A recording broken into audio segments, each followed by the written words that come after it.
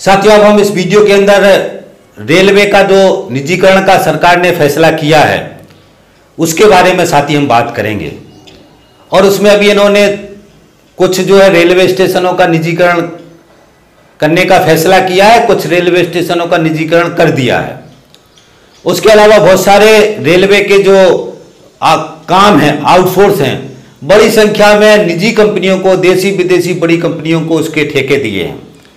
धीरे धीरे करके सरकार पूरी तरीके से रेलवे को निजी पूंजीपतियों के हवाले करना चाहती है, सरकार का अस्तित्व खत्म करना चाहती है, ताकि निजी पूंजीपति बड़ी संख्या में रेलवे से मुनाफा कमा सकें। साथ इसके पहले मैंने वीडियो डाला हुआ है, उसमें नरेंद्र मोदी के भाषण हैं, पूरे वीडियो के मुख्य अंश हैं। तो आपसे मैं गुजारिश करूंगा कि उस वीडियो को जरूर सुन लें। और जब वो तेजस ट्रेन चली तब उसका देश भर में चर्चा हुआ, विरोध हुआ। बीजेपी की सरकार ने, योगी आदित्यनाथ ने, सारे लोगों ने ताकत से दम लगा करके का जो विरोध को कुचल करके उस ट्रेन को चलाया। और उस समय भी कहा कि हम रेलवे का निजीकरण नहीं कर रहे, हम सिर्फ एक ट्रेन चला रहे हैं, निजी सुविधाओं से लैस एक ट्रेन चलाने की छूट दे रहे हैं।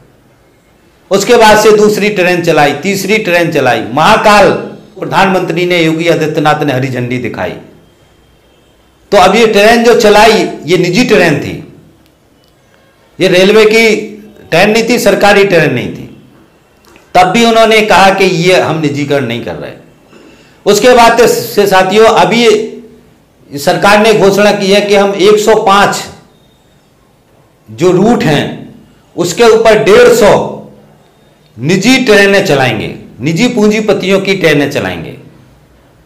और जो लोकल सवारी हैं, जो रूट हैं इन पर, ये निजी पूंजीपतियों की ट्रेनें चलेंगी और ये ट्रेनें स्वतंत्र रूप से उसको निजी पूंजीपति चलाएंगे। और इस चलाते समय भी वो ये कह रहे कि हम रेलवे का निजीकरण नहीं कर रहे। ये पीयूष गोयल ने कहा कि हम रेलवे का निजीकरण नहीं कर रहे, ये तो हम बस कुछ ट्रेनें चला रहे हैं, जिसमें से कुछ ट्रेनें चलेंगी, देश की जनता को सुविधा मिलेंगी और रोजगार पैदा होंगे, और कुछ नहीं कर रहे हम। और उसमें यह भी है कि ट्रेनों के अंदर जो किराया कितना होगा, ये किराया जो निजी पूंजीपति है, जो ट्रेन चलाएगा, वो तय करेगा कि उसको कितना किराया वसूलना है।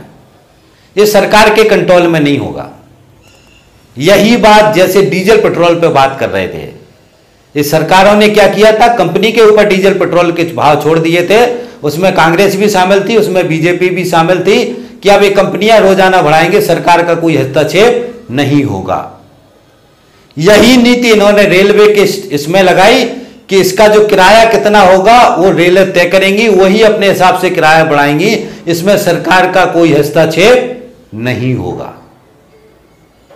अब इसके साथ में ये भी कहा कि इसके अंदर जो भी सुविधा होंगी, ऐड होगा, सामान बिकेगा, जो भी और भी वो जो उसका टिकट में लगाएंगे, जो भी लगाएंगे वो पैसा कैसे कमाना है निजी पूंजीपति, वो इसके लिए स्वतंत्र रहेंगे। और आपको ऐसा लग रहा है कि पैसा ज्यादा लग रहा है तो आप ट्रेनों पे मत बैठिए, जो पुरानी ट्रेनें चल रही हैं उस पर बैठिए। और साथ में कह रहे हैं कि पुरानी जो ट्रेनें चल रही हैं वो वैसे ही चलेंगी जैसी चलती थी।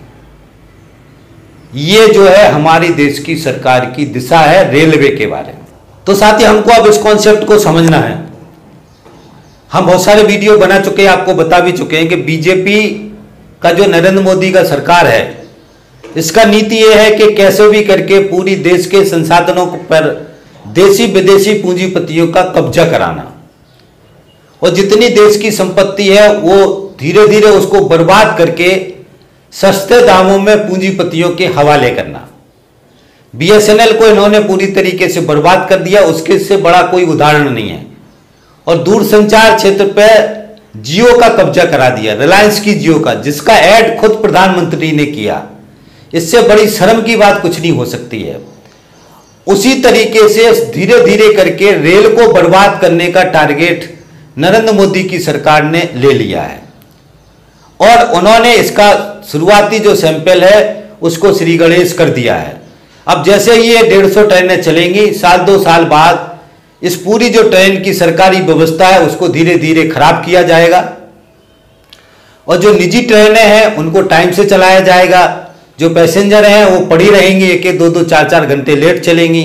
उनमें टॉयलेटों में पानी नहीं होगा, बैठने की जगह नहीं होगी, सीटें वीटें ठीक ठाक नहीं कराएंगे, मिला जुला के सारी व्यवस्था को खराब करेंगे। और खराब करने के बाद से इस व्यवस्था को अच्छी करेंगे, ये टैक्टिस है। और इस व्यवस्था को अच्छी करके जनता फिर खुशी के मारे इस प्राइवेट ट्रेनों में बैठेगी। और शुरुआती दौर में किराया कम होगा, जैसे शुरुआती दौर में जियो फ्री था, इसी तरीके से शुरुआती दौर में ट्रेनों का किराया भी एकदम से ज़्यादा नहीं होगा। और उसके बाद से वो सारी ट्रेनें बेकाम हो जाएंगी और फिर सरकार ये कहेगी कि ये ट्रेनें किसी काम की नहीं है, इनको हटा दो। और वो रूट से वो सारी जितनी सरकारी ट्रेनें वो हट जाएंगी। उसके बाद से ये सारी ट्रेनें चलेंगी। फिर इनका जो किराया 10 रुपये होगा तो फिर 15 होगा, फिर 20 होगा, फिर 50 होगा, फिर 100 होगा।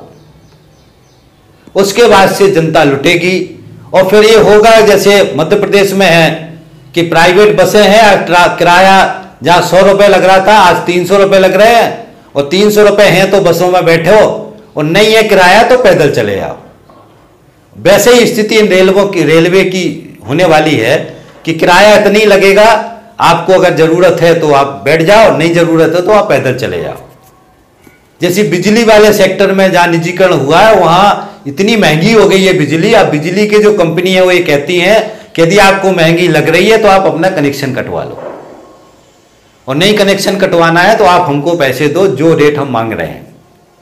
डीजल के पेट्रोल के दाम में डीजल की जो कंपनियां वो भी यही कह रही हैं कि साहब डीजल का पेट्रोल जो है इतना रुपए लीटर मिलेगा, आपको लेना हो लो, नहीं लेना हो तो अपना जो कार है मोटरसाइकिल है उसको ताला लगा के घर में रख दो और पैदल चलो। इससे सस्ता नहीं मिलेगा, खरीदना हो खरीदो, नहीं खरीदना हो नहीं खरीदो। किसान की खेती बर्बाद हो जाए, किसान बर्बाद हो जाए, डीजल उसको इतने रुपए लीटर मिलना है। कंपनियां ये कहती हैं कि आपको खरीदना हो खरीदो, नहीं खरीदना हो नहीं खरीदो, आपकी मर्जी। आपकी फसल अच्छी हो, आपकी फसल बर्बाद हो जाए, उससे कंपनियों को कोई लेना देना नहीं है। तो ये कुछ एग्जाम्पल हैं जो हो चुके हैं। इसके बाद भी ये सरकार पूरी तरीके से रेलवे को बर्बाद करने पे तुल गई है और पूरी तरीके से आने वाले समय में रेलवे का निजीकरण करके इस पूरी अच्छी व्यवस्था को खत्म कर देना चाहती है। तो ये है साथी चुनौती। इसका एक पक्ष और है साथियों, रेलवे का जो है सबसे ज्यादा रोजगार देती है। तब की अभी सरकार ने घोषणा की है कि रेलवे के अंदर 50% जॉब कट किए हैं। ये नरेंद्र मोदी की सरकार 50% जॉब कट कर दी है। तो इस रेलवे को इनको बर्बाद करना है, नष्ट करना है। तो रेलवे का सबसे ज्यादा जॉब देने वाली जो इकाई है वो रेलवे है, जो आम जनता को अच्छी नौकरी देती है, अच्छा वेतन देती है, अच्छी सुविधा देती है। दूसरा साथियों, रेलवे में से जो रेवेन्यू जनरेट होता है टैक्स के रूप में एक अलग होता है, बाकी जो रेवेन्यू जनरेट होता है उसका रेवेन्यू सरकार के खजाने में जाता है। और बहुत ही सस्ती सेवा है, धुलाई भी सस्ती है, किराया भी सस्ता है, तो ये बहुत ही सस्ती सेवा है। इससे जो रेवेन्यू जनरेट होता है वो सरकार के खजाने में जाता है। तो ये पॉजिटिव पक्ष है। सरकार को इसको मजबूत करना चाहिए, इसमें इन्वेस्टमेंट करना चाहिए, इसको अच्छा करना चाहिए। तो सरकार अच्छा ना करके इसको बर्बाद कर रही है और नष्ट कर रही है। और निजी पूंजीपति जो दूसरा पक्ष है, निजी पूंजीपति इससे जो धन कमाएगा वो अपने खजाने में पैसा भरेगा, जनता को लूटेगा, देश के संसाधनों को लूटेगा। उसके देश से, जनता से, देश के संसाधनों से कोई लेना देना नहीं। पैसा कमाएगा, विदेशों में जाएगा, विदेशों में उद्योग लगाएगा, देश का से कोई लेना देना। वो देश से वो पैसा कमाने आ रहा है, पैसा लूटने आ रहा है। ये बात को हमको समझना है। तो ये फर्क है, देश को लूटने के लिए हमको छोड़ना है या देश की संपत्ति देश के अंदर रहने देना है। ये स्वदेशी की बात करते आरएसएस के लोग, ऐसा लगता है कि सब पागल हो गए हैं, देश के साथ धोखा कर रहे हैं लोग।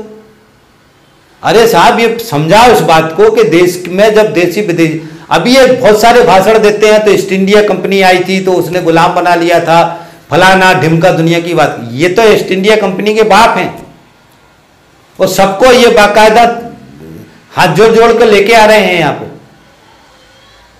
तो ये साथी जो तरीका है ये गलत है सरकार का। हमको इस बात को समझना है और समझने के साथ में देश की जनता को ताकतवर तरीके से इस नीति का विरोध करना चाहिए। देश की सारे ट्रेड यूनियन संगठन, मजदूर संगठन इसका विरोध कर रहे हैं। खासतौर से वो लोग विरोध कर रहे हैं जो समाजवादी सोच के लोग हैं, समाजवादी विचार, जनता की, आम जनता की जो विचारधारा उस पर विश्वास रखते हैं। पूंजीवादी विचारधारा से जुड़े जो संगठन हैं, पार्टियां हैं, वो इसका विरोध नहीं कर रही है। इस निजीकरण की मुहिम का विरोध कांग्रेस भी नहीं कर रही है। इस बात को भी हमको ध्यान रखना है। बीजेपी, कांग्रेस दोनों निजीकरण की मुहिम में, आर्थिक नीतियों में एक है। ये हम बहुत बार बता चुके हैं, फिर से बता दे रहे हैं। इसको देश की जनता को समझना है। इसलिए देश के सामने बहुत बड़ा एक खतरा है कि दोनों ये बड़ी पार्टियां अगर मिलकर के देश के रेलवे को बर्बाद करके, जो सरकार में रहेगा वो बर्बाद करेगा, विपक्ष में रहेगा तो चुप रहेगा। तो इसका अर्थ यह है कि देश की जनता को खड़ा होना पड़ेगा और जो तीसरी ताकत है हमारे देश में, समाजवादी व्यवस्था वाली ताकत है, ट्रेड यूनियंस हैं, इनको मजबूत करना। यही लड़ रहे हैं, यही विरोध कर रहे हैं। तो हमको समझना है साथियों, देश के साथ बहुत बड़ी साजिश है ये। हम शुरू से इस बात को कह रहे हैं कि पूरी दुनिया में ये आर्थिक नीतियां जो हैं ये फेल हो चुकी हैं। तो इस नीति को, इस राजनीति को हमको समझने की जरूरत है, इसका विरोध करने की जरूरत है। मैं आपसे इतनी अपील कर रहा हूं कि जब भी इसका रेलवे का निजीकरण का विरोध का कोई भी कॉल देता है, उसमें सारे साथी खड़े हों, सारे साथी लड़ें, सारे साथी एकजुट होकर के इस नीति को बदलने के लिए खड़े हों।